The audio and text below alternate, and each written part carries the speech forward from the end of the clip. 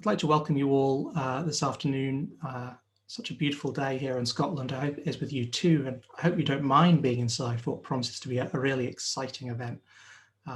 My name is Ian Giles, and I'm literary translator of Swedish by day and often night, and I'm also the chair of the Swedish-English Literary Translators Association, SELTA. We're coming up to our 40th birthday next year, in fact. So watch this space for plans for cake and balloons and all manner of fun things. But today we're here to celebrate something very different, which is the exciting news that one of our members, indeed a former committee member, I knew her when she was mere secretary, Nichola Smalley, has been longlisted for the International Booker this year, along with her author Andrzej Tichý. We're also very glad that the Embassy of Sweden in London is supporting this event. And I would like to invite Cultural Councillor Pia Lundberg to say a few words before we get started. Pia. Thank you, Ian. Well, the Swedish Embassy in London is very happy to co-host this event together with our friends at SELTA in order to celebrate the fact that the Swedish book is on the long list for the prestigious International Booker Prize. Very proud of this, actually, although I shouldn't be too proud, but I am very happy. And I must say that we're also really happy to have the great pleasure of working with Swedish literature in the UK. And I've said this before, but I'll say it again. Swedish is the third most translated language in the UK for fiction. And I think that's not bad for a small language spoken by some 10 million people. Huge congratulations to Nichola and Andrzej for making it with Wretchedness to this list. And thanks so much for joining us here today. And thank also to Anja, who will moderate this conversation. I'm very much looking forward to listening to it. Thank you, Pia. So yes, I'm about to hand over to Anja. I hope you're all making yourselves comfortable. Of course, you can put your feet up and drink a cup of tea. We can't see you, we can't hear you, don't worry. You just have to sit back and relax. A final reminder that if you have a question that you would like to ask of our two speakers towards the end of the session, then you can use the Q&A widget at the bottom of your screen. It's marked Q&A with some little speech bubbles. And you go in there and you type your question in, and we'll be able to see those. And there is actually an upvoting feature. So if you think someone else has asked a really great question and you want to hear that asked, just use the upvote feature and it pushes it up. So without further ado, I am going to hand over to Dr. Anja Tröger, who is this evening's chair. Anja, the floor is yours. Thanks very much, Ian, and thank you very much for having me, although on very short notice. And I have got the great pleasure of introducing Andrzej Tichý and Nichola Smalley to this event. And I'll just briefly say something about you too, if that's all right. So Andrzej was born in Prague to a Polish mother and a Czech father. He has lived in Sweden since 1981. And Andrzej is the author of 5 novels, 2 short story collections, a wide range of nonfiction and also of criticism. And I think it's fair to say that Andrzej is widely recognized as one of the most important novelists of his generation. His first novel to be translated into English as Wretchedness has been longlisted for the 2021 International Booker Prize, as we've just heard. It has also been shortlisted for the 2021 Oxford Weidenfeld Prize, for the 2016 Augustprisen, and it won the 2018 Eyvind Jonsson Prize. So massive congratulations already on that. And Nichola Smalley is a translator of Swedish and Norwegian literature, and she has, of course, translated Andrzej's novel Wretchedness. In 2014, Nichola finished her PhD, exploring the use of contemporary urban vernaculars in Swedish and UK rap and literature at UCL. And since then, she has worked with a publisher and other stories where she is now publicity director. I hope this is, yeah. First of all, congratulations to you both, of course, massive congratulations on being longlisted for the International Booker Prize. That's just amazing. Thank you. Thanks. The thing is, I shouldn't actually be here because it should be Guy Ganaratne who should be here, but unfortunately he fell ill and he can't chair this event. And so it's me. And while I'm very sorry about this, I'm also secretly absolutely thrilled that I have the unique chance to actually be here in conversation with you. And I find that very exciting. So thanks very much for that. And I very much appreciate it. I've also got a ton of questions, not only about the novel itself, but also about its creative process, and of course about its translation and the intricacies that come with urban vernaculars. And of course, Nikki, you're the specialist on that. And I'm looking forward to hearing more about all of that, actually. In the last couple of days, I read quite a few of the absolutely raving reviews of Wretchedness, and all of them celebrated the novel. And most of them used musical vocabulary to describe the novel, such as a polyphony of voices, or that the narrative resembles a complex musical composition, or that it is full of discordant sounds, or that the novel is a moving interpretation of microtonal sounds juxtaposed with sordid incidents. So that was just a little expression of all these musical terms that were used to describe the book. So it sounds that we need to talk about not only literature, but also about music.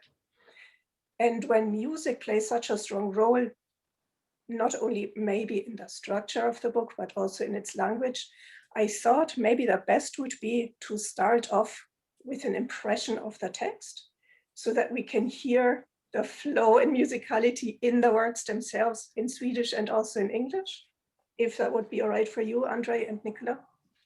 Absolutely. I guess I start. So this is the first page, basically, of the book. Den sista dagen, en fredags eftermiddag i början av oktober, stod jag och väntade på gitarristen och kompositören nere vid kanalen, vid grusstigen mellan polishuset och vattnet. Jag stod och tänkte på porslinsblommorna, vars vitrosa och väldoftande blad hade slagit ut under natten, och på några av lärdomarna jag tyckte mig kunna dra efter morgonens lika koncentrerade som lyckade repetition av ett Chelsea-stycke.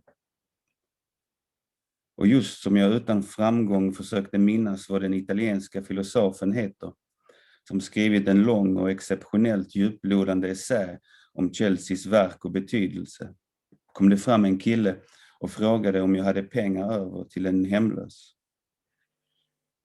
Jag kände efter i min högra ficka och fick tag i en 20, en skrynklig sedel, oregelbundet vikt, som jag gav till honom. Han tog emot den utan ett ord och stoppade den i fickan på sin svarta jacka, vars pälskantade huva var uppdragen så att den dolde stora delar av hans huvud. Jag stod och rökte och jag kunde se att han tittade på cigaretten, att han följde den med blicken. Jag såg att han gjorde det, men jag erbjöd honom inte en. Jag tittade på honom, såg honom rakt i ögonen och jag var inte rädd. Det var en ung kille, rätt smal, klen. Jag tänkte att om han försöker sig på något slår jag ner honom utan problem. Även om han har kniv eller pistol. Thank you, Andrzej. Thank you. I'm going to read a slightly longer excerpt from the Swedish, from the English, but not too long. That last day, a Friday afternoon at the beginning of October, I was waiting for the guitarist and the composer down by the canal, by the gravel track between the police station and the water. I stood there, thinking about the wax plants, whose whitish pink and perfumed petals had opened overnight, and about some of the lessons I felt I might take away from that morning's practice of a Chelsea piece, which had been as focused as it was fruitful. And just as I was unsuccessfully trying to remember the name of an Italian philosopher who'd written a long and exceptionally deep and incisive essay on Chelsea's work and importance, a guy came up and asked if I could spare any change for the homeless. I felt about in my right pocket and found a 20 krona note, scrunched up, irregularly folded, which I gave to him. He took it without a word and stuffed it in the pocket of his black jacket, whose fur-edged hood was pulled up, hiding large parts of his head. I was smoking, and I could see that he was looking at the cigarette, following it with his eyes. I saw him, but I didn't offer him one. I looked back at him, looked him straight in the eye, and I was not afraid. He was a young guy, really thin, frail. I thought, if he tries anything, I'll knock him down no problem, even if he has a knife or a gun. He was still looking at the cigarette as I brought it to my lips. I took a drag, and then let my hand drift from the lower part of my face down to my stomach, approximately level with my navel, and I saw his eyes follow the movement. I exhaled, smoke and ember, paper and tobacco. I could have offered him a cigarette, but I didn't think of it. He could have asked, but he didn't. And I saw he was looking at my bike, which was leant against the wooden bench behind me, or perhaps it was a utility box. Then he said he'd been beaten up in the night, the previous night. He said, I don't know where I'm going to sleep, and I got beaten up yesterday. He said someone had hit him in the ribs and the face. I looked again, and now I saw it, a bruise and a little graze on his left cheek, by his cheekbone. I asked him, who beat you up? He said something I didn't understand. He said a name. His tongue moved in his mouth. I asked why, and he'd said something about them getting drunk too much. He said, he's a whore. Those words made me flinch a little, as though their aggression was too intimate, and all at once I thought of Robert, a childhood friend I'd recently bumped into on a sunny day down by the sea, down by Limhamn Fields, before a five-a-side match. We hadn't seen each other for years. He was big and well-built now, no longer the gangly teenager I remembered, and he told me in a neutral tone with no shame or swagger that he'd been inside, that he'd stabbed a guy with a screwdriver when he was interrupted during a robbery. He did a few years, got out, and got a job at some factory making optical equipment or whatever. He said it was cool now, it was good to have a job. I told him briefly what I'd been doing the last few years. I mentioned the adult education classes, the Academy of Music, and my life as a freelance musician. It's cool, I said, adding that I guess it must be nice to have a permanent job. He replied that it wasn't permanent. He was on a 0 hours contract. But there's stuff to do, he said. Thank you very much to both of you. And it's so nice also to hear the Swedish one, because I only read the English translation, and now I'm kind of dying to read the Swedish one as well, just to compare and see how the flow and the melody of the language compares. And I think this first scene is a great start, because it shows like the first contradictions, right? So the cellist on the way to a concert, already the reference of the Italian composer Giacinto Chelsea. I want to know more about him. How does he get into the novel, for example? And what does he have to do with all the other music in there, for example? And then the clash between the cellist and the junkie, basically. Yeah. And how the story unravels, not unravels, but just delves into memory from there. And yeah, everything unfolds. So thanks very much for this. The music, Chelsea, how does he get in there? Well, it was, I think, I had been writing some of it already when I stumbled upon Chelsea, and I was fascinated because I didn't know him before, even though I've sort of been interested in that kind of music. And I was reading a bit about microtonality and about how, which is basically music that uses the tones that are between, you know, basically the what do you call them? Tangente on a piano, for instance. Yeah. Mhm. So like quarter notes and even smaller intervals, which isn't used like in traditional Western music. So there was this idea, for one thing was the idea of something in between, you know, something that's considered, because in traditional Western music it's considered, well, it's not impure, it's false. It's something that's, there's a tension that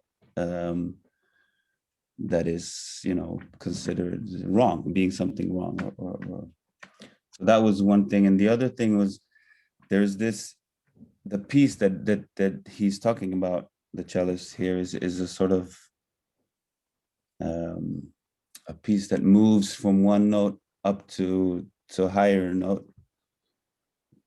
you know, like in with these microtonal intervals. So it's like this, what do you call it, ascension, like something striving, and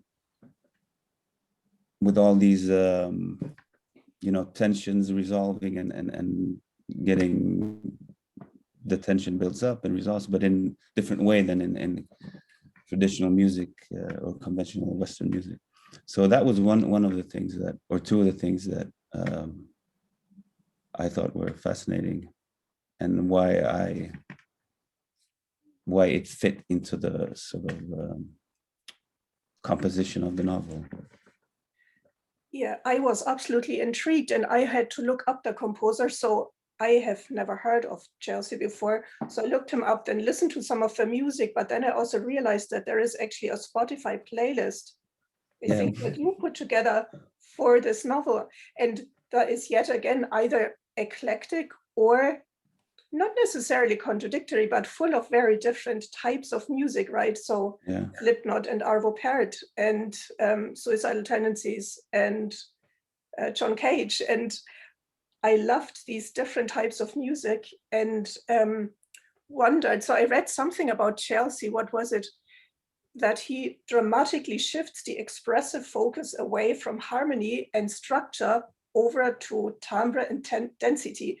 And that was a quote where I thought, I wonder how much that applies to the way the story is told, because I had this feeling that I was sucked in this kind of dense mixture of voices that were as if talking to me at the same time, and these dense, brutal stories. And so I wondered how the style of the composer and the style of the narrative kind of reflect each other.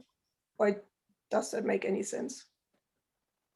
Yeah, I think it does. It does reflect. I mean, I think that after this, when I realized that I wanted to make some kind of connection and structure it that way, then sort of some things became, I mean, the way that polyphony and polyphonic structure in music, where there are several melodic lines, and they sort of,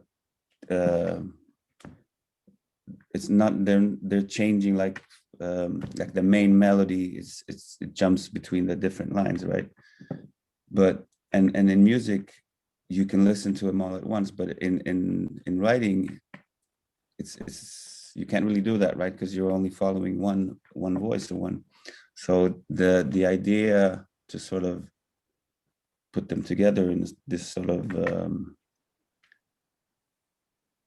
overlay, these layers of voices, and putting them in one, that, I mean, it came from this, I think, from structuring it like as if it was a piece of music.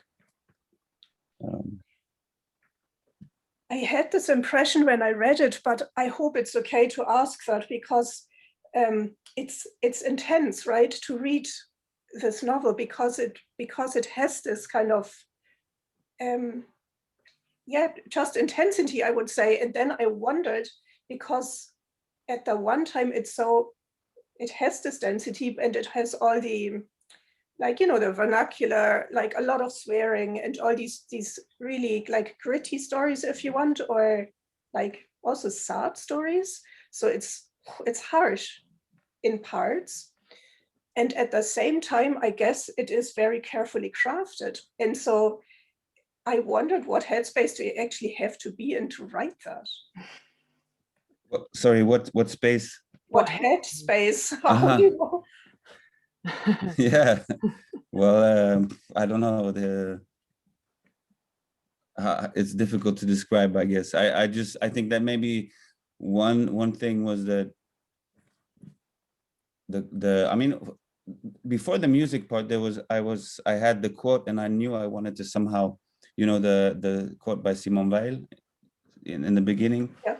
which talks about contradiction and you know the wretchedness of life, and also about love and how basically, like, that's a, you know, a Christian message of love, that you can only meet, you have to meet even wretchedness with love, right? And so when talking about, you know, these things, these horrible and sad and violent things, I just think, I mean, that I wanted to go all the way and sort of to put it there as raw as it is, or even it's not as it is, because in real life it's always worse, right? Real life doesn't have, you know, beautiful composition, or maybe it does, but not in this way. It's always, I mean, there's nothing in the book that doesn't exist, like, in people's lives, right? So if it's shocking, then it has to be. But also that the striving and the you know, striving after something better, something good, something light, also has to be very strong. Yeah, that's what I felt. I think why I was so drawn was, I can come back to, like, some of the themes of the novel have been also dealt with by other authors, of course, but what my impression was, that when I read yours, that it didn't compromise anywhere. And this is what I liked. So it didn't compromise for the reader's sake, or it didn't compromise to make anything more pretty or less gritty or less brutal. And so, and also with that, you had to figure out who is actually telling all these stories, or you didn't figure it out, I don't know. So I totally liked that it didn't compromise on that. And yeah, I think this is why I was so drawn to the book. But then I wondered, Nichola, how difficult is it, or where would you say are the challenges of translating something that is so based in music and rhythm and flow of language into English? I think it's a really good question, and it's difficult for me to tell how well I succeeded in capturing the rhythm. I mean, I did, you know, I can't read rhythmically in Swedish myself. Like, I can read, you know, I could read Swedish aloud, but it would sound like it would just sound dreadful. So I couldn't really, like, compare my own reading of the English to the Swedish, as, you know, as I was kind of going through and editing it. But I did feel like the music of the original carried me when I was translating, and a lot of people have said to me, my God, it must have been so difficult to translate this book. And yeah, it was. I mean, there's a lot of things that were difficult, and a lot of things that I had to ask Andrzej for, like, help, you know, with vocabulary and things like that. But I really feel like there's so much energy in the writing that I was just able to kind of almost like let it carry me as I was as I was translating, I was just like, my hands were just moving around on the keys. And then I would reach a bit and I'd be like, oh my God, what do I do now? Shit, excuse my language. And then it would completely derail me. But then, I could always find a way back into it. So in that sense, I mean, I did, when I was working through it, editing it, I did read it aloud to myself a lot and see whether I felt, like kind of give myself oral feedback on how the English sounded, and I think also looking at like the way that in some cases maybe I kind of injected different kinds of musicality through like small alliterations and things like that, and small kind of rhythmic I don't know, just rhythmic phrases that felt like they fit where they weren't necessarily in the original, but that it felt like it was kind of important to build that overall sense of musicality. Yeah, super interesting. And also in the same vein, I wondered, because the cellist dives into memories, right?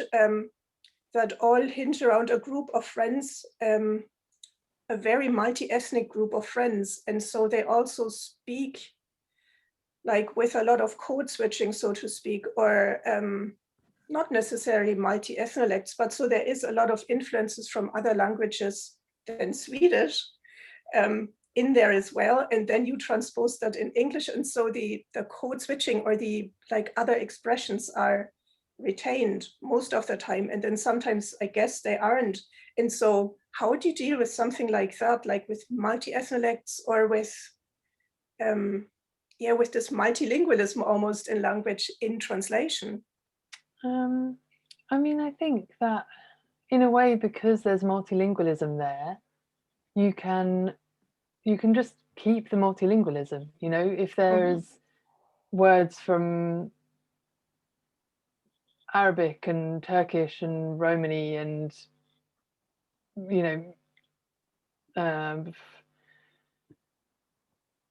Slavic, whatever, like all of these different languages, they're as legible and illegible to the reader in English as they are to the reader in Swedish.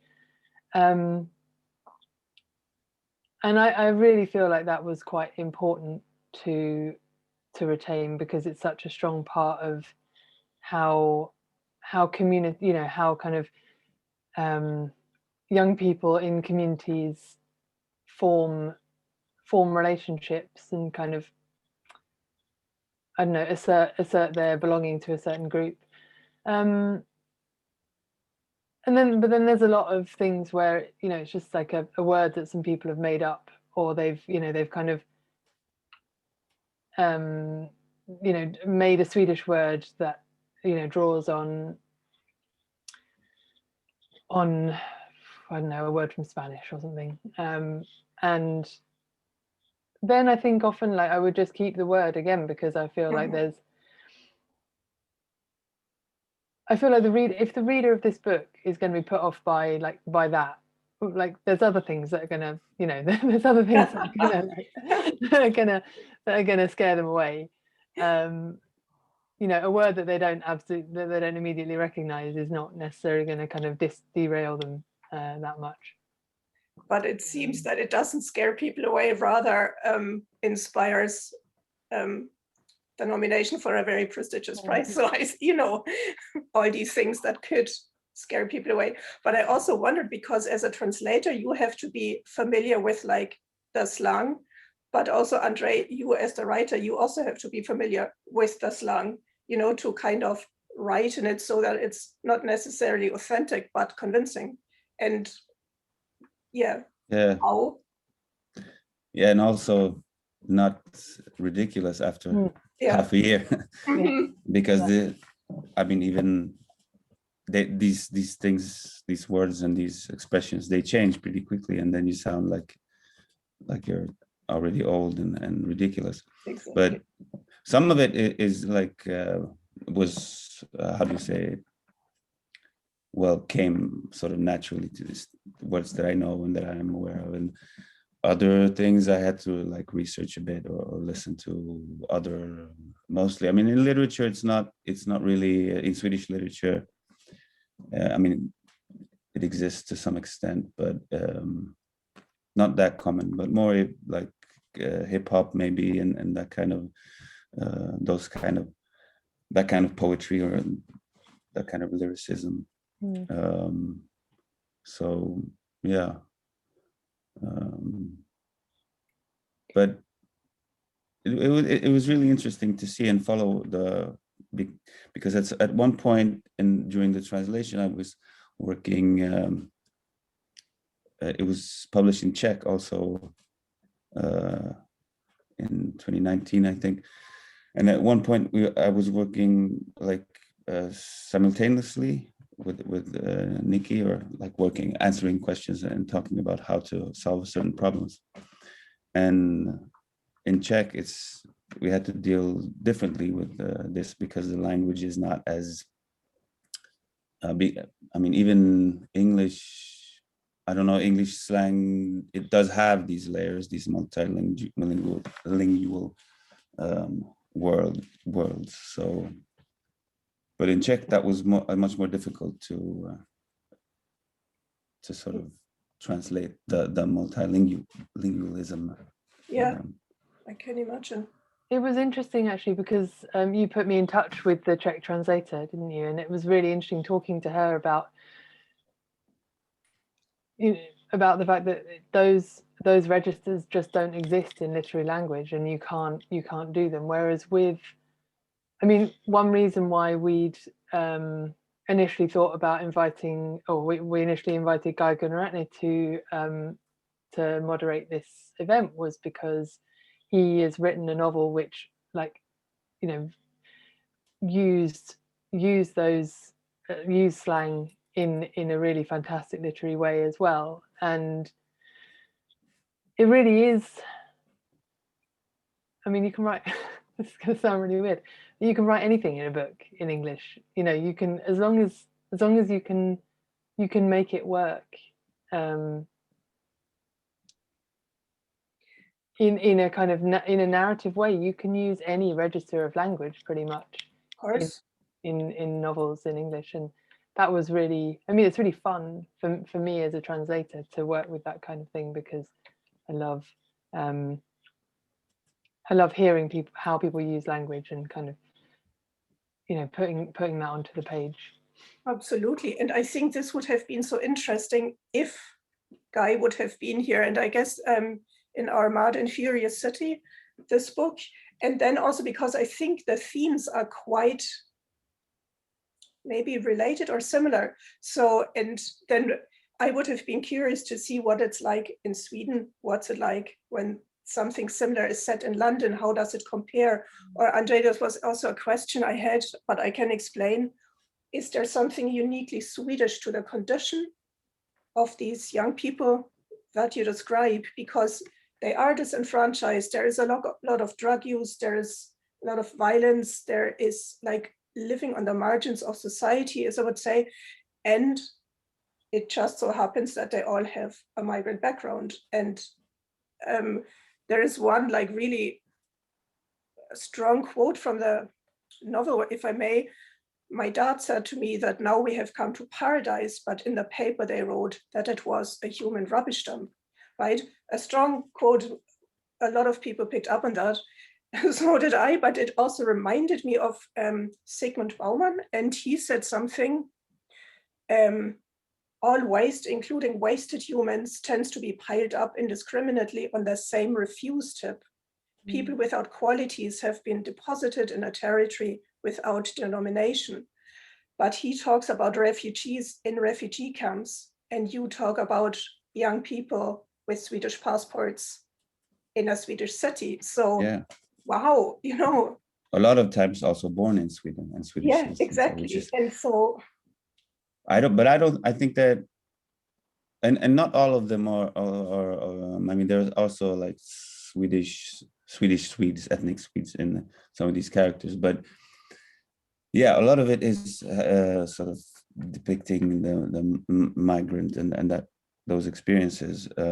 I don't think that it's anything specific to Sweden and Swedish society. That's why it also has these. I mean, some of it takes place in Hamburg and in London and in Edinburgh and other places, where these places exist all over the world, more or less. If there is something that's special in Sweden, I would say I'm not sure that it's really that present in this book, but it's that, I mean, Sweden is a unique country in that, you know, there's been peace here, no wars for 200 plus years, which is unique globally or historically. That most other countries have like a different relationship to wars or conflicts or certain. In Sweden, we mostly provide the weapons for those wars. So,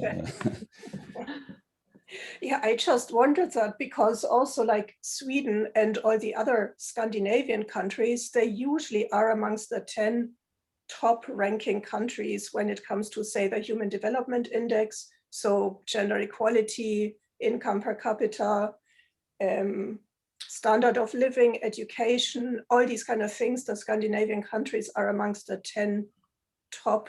And also with the UN World Happiness Report, I think at the moment Sweden is on place 7. And so that makes them very desirable destinations for immigration as well, right?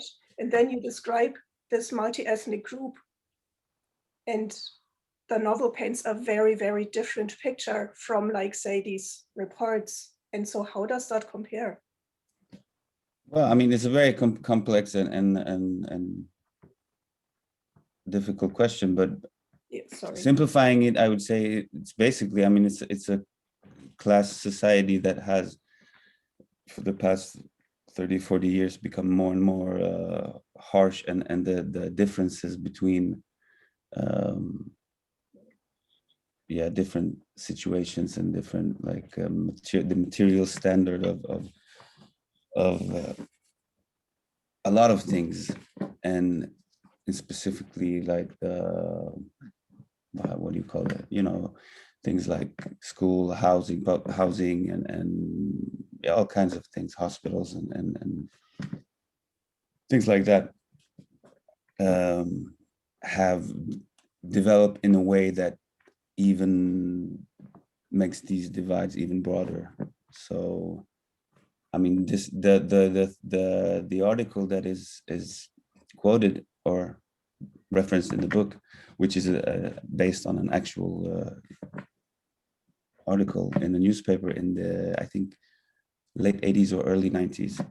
So this is 30 years ago, and if things have developed negatively, then you can imagine what things look like. Yeah. Yeah, I just find that striking, because this is also something I found when reading other Scandinavian novels, that it seems that the Scandinavian happiness and standard of living is only partially accessible, or only for a part of the population. And so in this sense, you could also read your novel as a very strong social critique, obviously. Yes, yeah, I think it should be right. That way, yes, definitely. Yeah, all the more important that it is so that it receives such amazing, like, prizes and recognition, I think. If I may, a completely different question. Nichola, because you're not only the translator, but also the publicist of this novel, right? So what does a nomination for the International Booker Prize actually mean for you as a publisher? Well, I mean, it means we sell some more books, which is very nice. Which is always good. And I mean, it means that the book gets another, like, for this book, it gets another, you know, kind of opportunity to shine. For future books that that we publish of yours, Andrzej, you know, they'll get more attention. For us as a publisher, I think, you know, more widely for our books, it just means that that the quality of our books is kind of taken more serious, or taken people expect that our books will be high quality, and maybe people will pay attention to them that didn't pay attention before.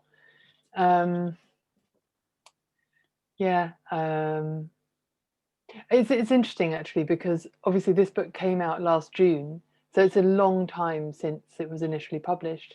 If the book was coming out now and we'd had this long listing now, then it would have meant a huge kind of publicity boost in terms of probably much wider reviews and much you know, just more interest, more coverage. But actually, to be honest, I think we did pretty well. Not to blow my own trumpet, but I do, you know, it was really pleasing to see how widely this book was reviewed and how positively, especially for a book that is, you know, that's like a very literary book. Yeah, I don't know if that's quite the right way to put it, but you know, what some people would call experimental. I don't really like that term, but okay, so although everything is going well anyway, so something like that gives like more visibility and yeah, okay, and of course prestige and all that. Yeah. So that was a bit disjointed, like jumping from the novel and social critique to the publishing, and now I'm jumping back to the novel. What I thought when I read it, that there is like a certain sense of placelessness. Of course, place has a massive role in it, right? But also a lot of these young people, as you said, Andrzej, they live not only in Malmö or Sweden, or they are in Hamburg, in Glasgow, in London, in different cities, and experience very similar things actually. And so as if there is something unsettled about it. And throughout the novel, there is, however, like 3 fixed or recurring things. And the one is the Italian composer, I thought, Chelsea, because he occurs again and again. Then it's the wax plants. They are as if like fixed points. And then it's also the photographer and journalist, Jacob Riis. Mm. What role, like both of you, what does he do in there? Well, he was a documentary photographer in it was late 19th century, I think, in New York, and he took, well, he was himself an immigrant from Denmark and lived in these migrant sort of slums in New York, and he started taking pictures of these environments, and he's sort of, I think, like one of the important figures, you know, when it comes to documentary photography and sort of documenting. He also wrote books about this and used his photography sort of in a way to improve and to inform people about the conditions that people were living under. And it's there, I mean, it's there as a sort of, there are other reoccurring images of different housing situations. It's not that clear, and it comes from like I had this idea that when he's in the end, when he's sitting in this train station, there's some kind of television on and showing some kind of documentary. And so that's where the sound of these things come from, describing this. And then it's there to sort of put this in a context of, you know, asking the question, you know, how can we answer, what kind of answers can we provide to these problems? And of course, socially engaged art has been an answer for very long, and it's important, but it also has its problems, and it's not really that efficient, one could all say, you know, and in the end, it's sort of also has this parasitic, like it also has that kind of relationship to these lives and to the things that it wants to elevate, sort of. That would have been my kind of follow-up question, or what I actually also had in the back of my mind, in what way is this kind of socially engaged art, or also somebody like Jacob Riis who wants to point out things, in which way is it, on the other hand, like slightly exploitative or appropriating? Because it's a fine line, I think, that you need to tread not to do that. Or I don't know. Yeah, it's a really difficult question. I mean, for him, in his case, I don't know. If you look at some of those pictures, it's, you know, I read about how he worked, and he would just jump into these places where people were sleeping in the middle of the night and taking pictures. And in those days, you know, the flash was sort of like an explosion, and so people they look really strange because he just woke them up with an explosion. And of course, you know, he had good intentions, but he was also disturbing and scaring people. So it's an interesting aspect of all of this. So how can you highlight these kind of things without any kind of appropriation then? Yeah, I don't know. I don't think you can. But I don't think you can completely remove that element from it. And actually, I think that's one really interesting thing that this book in particular does, is that part of the kind of internal, part of the internal question is this, the kind of opposition between the cellist who has, kind of in a way like made it out of the environment that he was brought up in, and he's now spending his time going to Copenhagen on the train to see an organ recital, and then he meets, as from the reading at the beginning, he meets Robert, who's like, kind of stuck in, or you could say is like stuck in the life that the narrator left.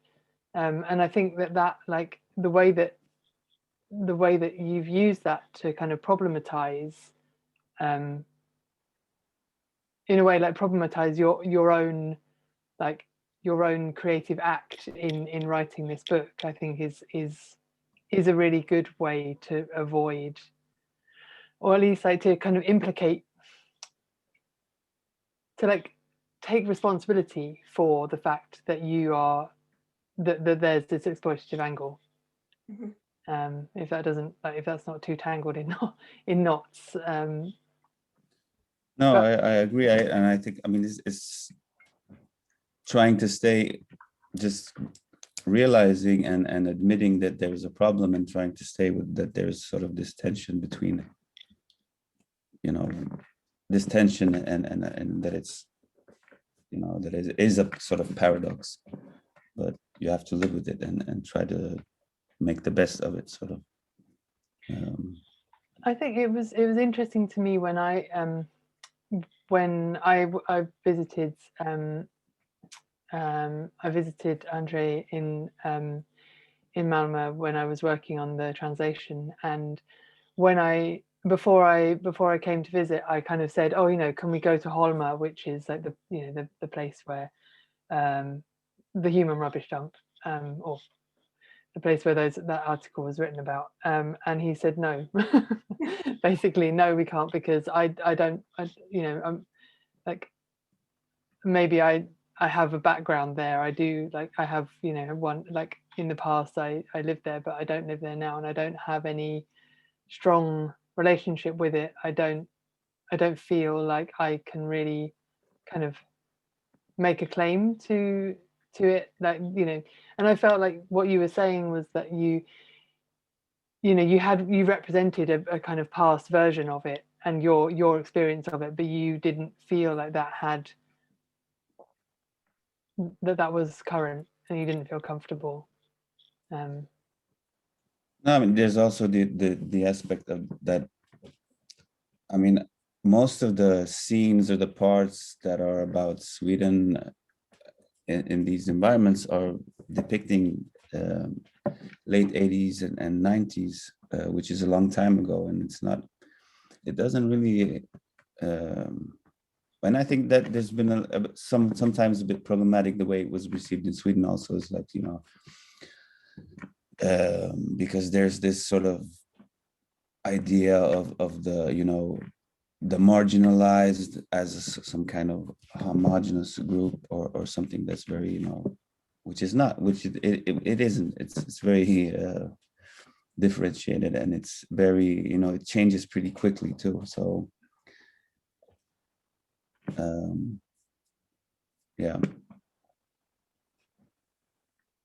I just wondered for this group of people that is described in the novel, and also when I talked about this unsettledness, where there is something like a discomfort in yourself, like a physical discomfort, and also in your being. And it almost seemed, if I may, I read one quote that I really liked, and for me that almost read like a criticism of complacency, and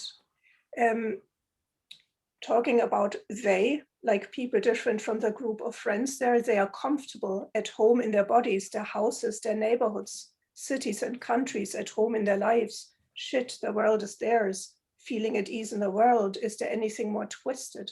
Is it even possible to be more conceited? So you are conceited and it's twisted to feel comfortable and actually complacent. So is there then actually any way to kind of rest in yourself, in your city, in your body, and not be conceited? This is what I wondered when it critiques that so strongly. Well, not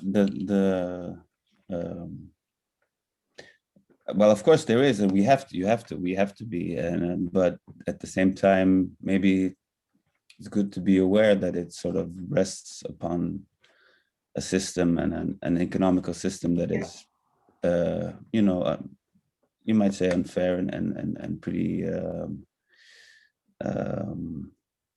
that always puts pressure on someone else. You know, you're always sort of relaxing while someone else is not, you know. I mean, yeah, I think that really does go all throughout our economic system, you know, like the clothes that I'm wearing, the seat that I'm sitting in, you know, like everything has somebody else's discomfort kind of underpinning it in a way, which is horrible and inescapable, I think. But it's good to be reminded of it. Yeah. And so thanks for the reminder, really. And also that the way what they're also saying, or what one theme in the book is also, you talked about placelessness and how these characters, some of them, or the cellist maybe carries, you know, this kind of, even because basically that's one of the things that it's about carrying these voices and these experiences like within you, sort of as a place within you, which you can really never leave, because it's well, it's sort of a fundamental aspect of how you perceive the world and understand. Yeah. I admit, like, sitting with people and discussing books is one of my most favorite things. but I have the feeling that we have to draw other people into the discussion. And for this, I would need Ian back so that our audience can ask some questions of you and contribute to this super interesting discussion. Indeed, it's a really great conversation, and there are a few questions already. Please don't be shy if you've got questions that you would like to ask Andrzej or Nikki, then please pop down to the Q&A widget. I wonder whether a good one to start with, could be short and sweet, or it could be really long, is Barbara Spicer's question, and she compliments the title, and it has echoes of a line from Trainspotting, she says, which is very fitting for two of us today who are sitting here in Edinburgh. But Barbara wonders whether there were any alternative titles that were considered. In English? Yeah. Yeah. Yes, there were. We had quite a long conversation about it. As publishers, we did briefly lobby for titles that might be more what's the word? Saleable. I don't know. I mean, I think this title is perfect. I think it's really good, and like I'm really glad that we went with it in the end. But like there was lots of people said to me when I said that I was translating a book called Wretchedness, they were like, oh my god, you know, nobody's, you know, how is any going to yeah, like how is that going to go with, how's that going to go down with booksellers and, you know, in bookshops. But it's, again, it's like those word choices, you know, if you're going to be put off by the title of the book, then maybe, you know, maybe you're going to miss something as like essential about this book. I don't know, did you want to say anything? Maybe you have a different opinion. No, I agree. I mean, I don't know how many alternatives we had, but in the end, I mean, it came down to the way that it came. I mean, there was also that problem that the title comes from a quote. Yeah. In the beginning from this Simone Weil quote. So, yeah, because I think we considered if you could change the, like, I don't know, misery or something else, which is, but I think there are a lot of books called Misery and movies, and it's more. But I mean, I love the word wretchedness in itself. So it's.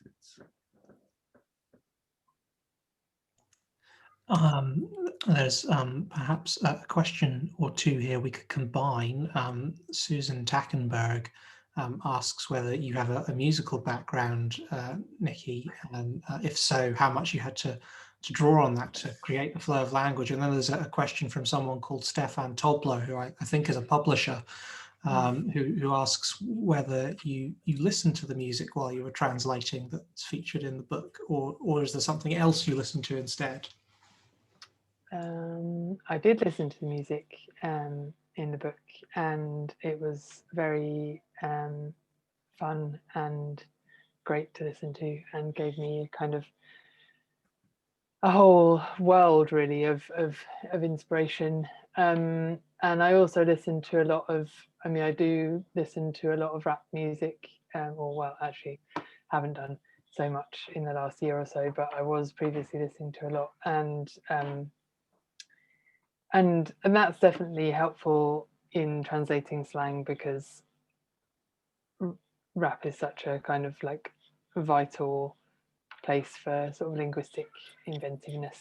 I played the violin when I was a child and gave it up as soon as I realized there were other things like boys in the world. But I guess like I guess I have a kind of musical ear.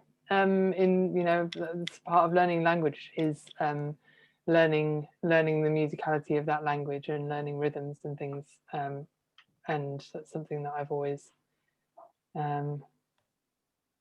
sort of found comes quite naturally. So maybe.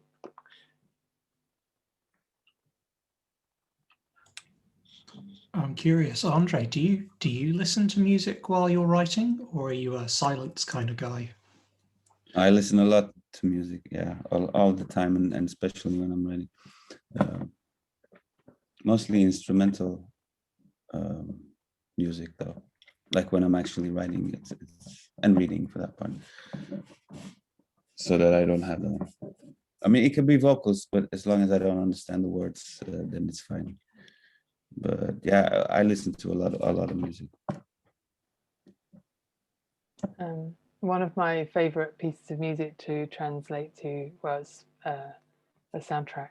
The Blade Runner soundtrack is absolutely amazing for translating to, because it's very it's got a lot of sort of thrust. If you really need to like churn out those words, it's really great for driving you forwards, as a tip. A question from Marie Voss here, and I think it's for you, Nikki, but actually maybe it's a good one to explore for both of you. How and why did you choose Wretchedness to translate? But I guess, you know, the bigger question is, how did this novel end up at And Other Stories, and how did you end up as translator? And for Andrzej, how do you feel it's been being published by And Other Stories? Because obviously you already have a publisher in Sweden, so it's like growing your family. Yeah, you want to start? Okay. This is actually a really nice story, and like quite a good story that shows the power of cultural like arts funding and cultural initiatives. So Stefan Tobler, that publisher that we mentioned previously, who is the publisher And Other Stories, and who bought this book, he went to Sweden on a kind of editor's trip. Like there's basically jollies that happen where lots and lots of editors, or a group of editors from different countries go to visit another country, and they speak to lots of editors, and they have editors who, you know, publishers in that country, and they basically get bombarded with the greatness of that country's literature, with the hope that they will buy those books and publish them in their own language when they go home. So Stefan went and he met up with Gunnar Nierstedt, who was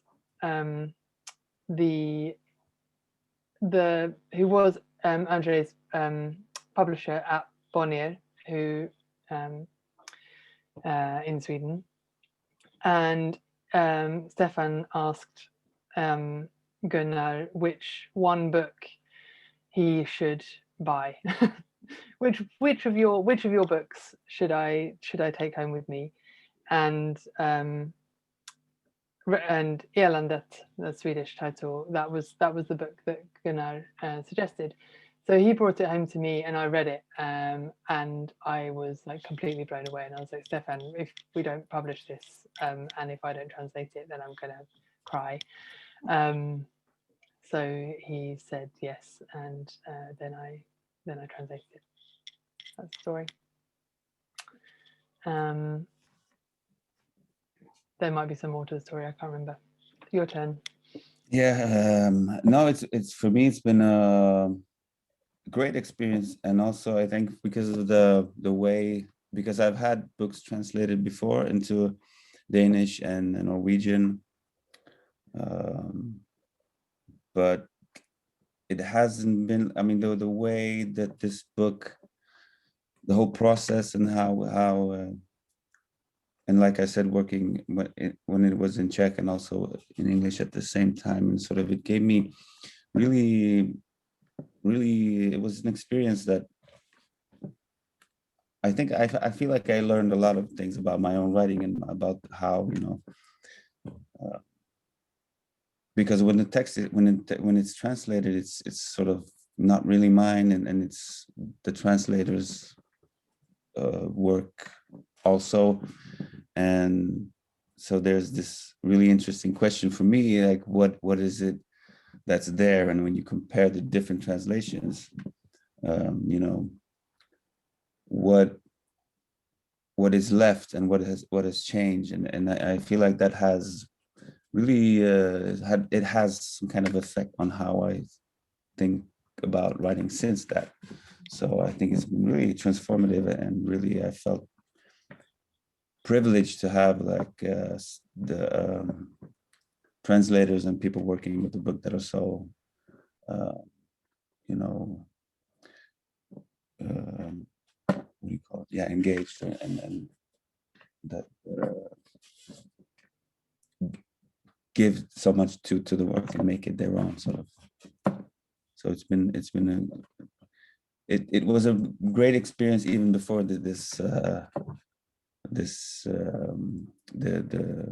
short list, long list, sorry, thing, and it now, because of this, it has led to, there will be more translations also of this book. So it's also, I mean, it continues, and it continues its own life, which is fascinating. Can you say which other countries it's going to be published in, or is it still? I don't know. I mean, we haven't signed any contracts, but no. Don't tell us. Don't tell us. No, okay. Yeah, you'll see.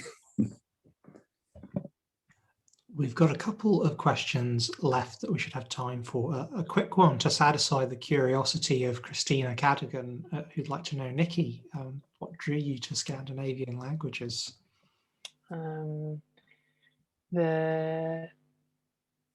The welfare state idyll, the socialist idyll of Sweden when I was like 20. And I thought it was a socialist idyll, and then I realized that it wasn't. No, it wasn't really that. It was that it was a long series of interactions with Swedish people that like just really delighted me, and I loved the sound of the language, and I really thought like this is a country that I'd like to live in, and these are people that I'd like to hang out with, and this is a language that I'd like to speak. So pretty simple really, but it turned out to be quite a sensible decision in terms of career path, because it's easier to well, get work, maybe, I don't know, it's easier to become a translator from Swedish, you know, to become a published translator from Swedish than it is if you're translating from, say, French or Spanish or other languages that are very commonly learnt and spoken by English speakers. And one that may or may not be controversial to wrap up on, one that perhaps all three of you want to comment on. Fiona Graham comments that in a review of the novel in Dagens Nyheter, the Swedish broadsheet, Jonas Tenter describes Andrzej's writing as post-political. How do you react to that description? Is Jonas Tenter completely mistaken? If you ask me, no, I mean, I can see, I mean, that there is a sort of, of course, it depends on how you understand that word and that concept. So, but the way I see it, there is some kind of, you know, idea of that there are certain people or certain groups or certain yeah, let's say just people in certain parts of society that are not represented or are not comfortable or don't feel at home within the sort of, you know, workers' movement or the, you know, social democracy or the leftists in Sweden and so on and so on. And in that sense, I mean, not in all of my books, but in some of the books, this is this sort of life that I'm writing about and that I'm interested in. So in a way, I think it has its what do you say? It has its points. It's merits. Yeah.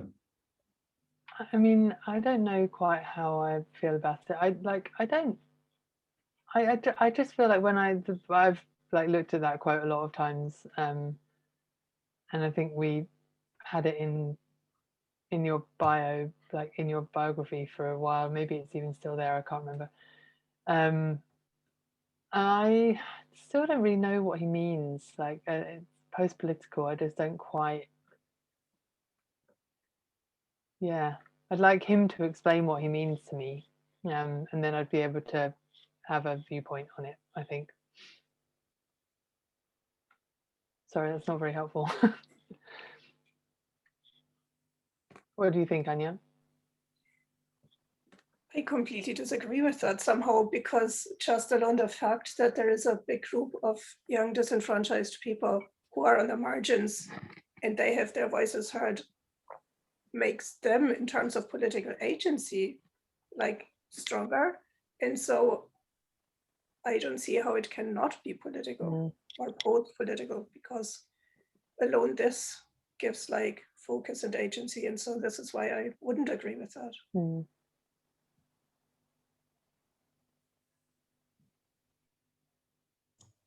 Well, with that, we are running out of time, and those of us who are in this time zone probably have rumbly tummies. Those of us in Andrzej's time zone are probably sort of despairingly drawing off their hands by now. I think my family are having fish and chips downstairs. Oh, jealousy. So I would like to thank Andrzej and Nicky for coming along this evening and being so sporting and taking part. And I'd like to thank Dr. Anja Tröger for stepping in at the last minute to chair this so ably. And we hope that Guy Gunaratny feels less rubbish soon. Poor thing.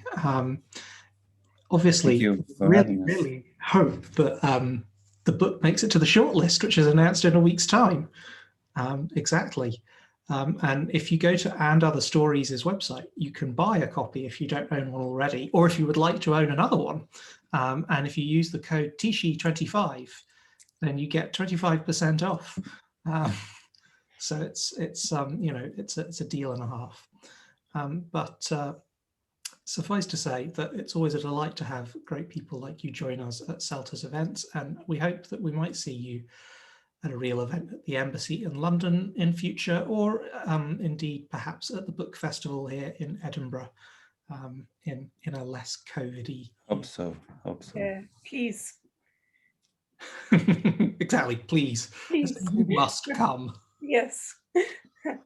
And thank you very much, Ian, for having me, and Nichola and Andrzej for a very interesting conversation. Thank you for stepping in. Yeah, thank you for some great questions. It was really lovely to speak to you. And I'm just grateful because it gave me one night of reading a book, and I love that. And the final pitch, of course, is that if you would like to read more exciting stuff like this, you should go to Swedish Book Review's digital platform, swedishbookreview.org. It's a great place, lots of great writing. If you would like to review books, get in touch with the reviews editor. Everybody, have a lovely evening, and we will see you all somewhere very, very soon. Thank you for coming. Bye-bye.